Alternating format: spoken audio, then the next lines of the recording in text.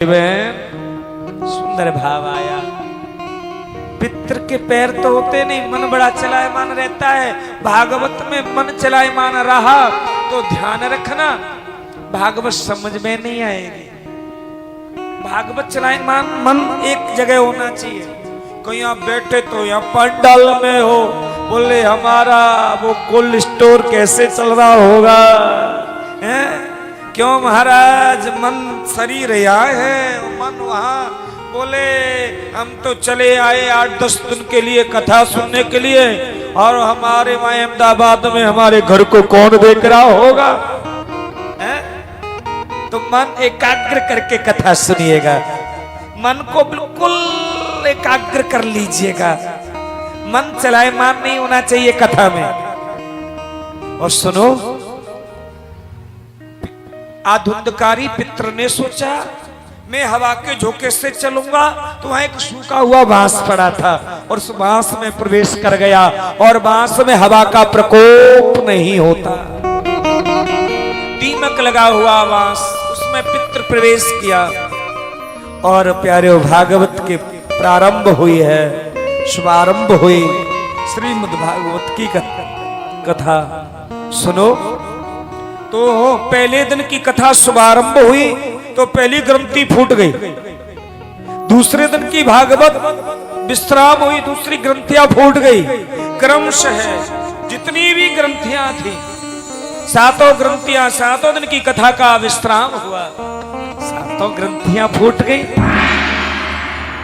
और सुनो, ठाकुर जी के धाम से विमान आया, और धुंधकारी था ना, वो देव योनि में प्रकट हो गया, पितृ योनि त्याग करके देव योनि में आ गया, और ठाकुर जी के विमान में बैठने लगा।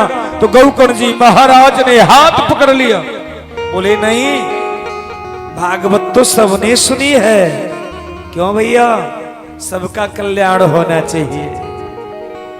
कथा तो सबने सुनी है, सबका कल्याण होना चाहिए, ओनली धुंधकारी का ही कल्याण क्यों? तब कहा, बोले इन्होंने एकाग्र मन करके इस कान से कथा सुनी और हृदय में उतारी, और ये जितने भी बैठे हैं ना, तो इन्होंने कथा सुनी पल्ले झाड़। तुम्हारे क्षेत्र में कहते ना पल्ले झाड़। बोले महाराज हमने तो कुछ भी नहीं लिया, देखो पल्ले झाड़ है, पल्ले झाड़ कथा है जी। बोले महाराज इस कान से सुन ली और इससे निकाल दी, जीवन में कोई परिवर्तन नहीं आया, क्या फायदा इस कथा से जी?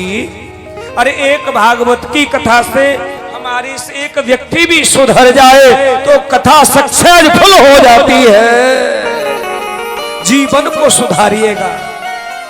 मैं तो चाहता हूं, इतना नहीं, मैं अगली बार जब महाराज श्री जी हमें लेकर के आए तो इस गांव वाले कहें, बोले वाह क्या बात है बाग वाले हो, इस कथा से हमारी जिंदगी सुधर गई है? जिंदगी सुधर गई है। सुधार लो प्यारे हो जिंदगी तुम्हारी। हाँ, हमने तुम नहीं सुधारोगे तो ऊपर वाला सुधारेगा। जब लाठी पड़ेगी यमदूत की तब सुधरेगी। सीधी सी बात है भैया, हम नहीं सुधरोगे तो ऊपर वाला सुधारेगा। जब लाठी बजेगी, कोड़ा पड़ेगा। तो बोले महाराज पल्ले झाड़ कथा नहीं, कुछ दिल में भी उतारो, कुछ मन में भी उतारो। तो ठाकुर जी के धाम को आज जैसे ही धुंधकारी जी पधारे, बोली बाकी बिहारी लाल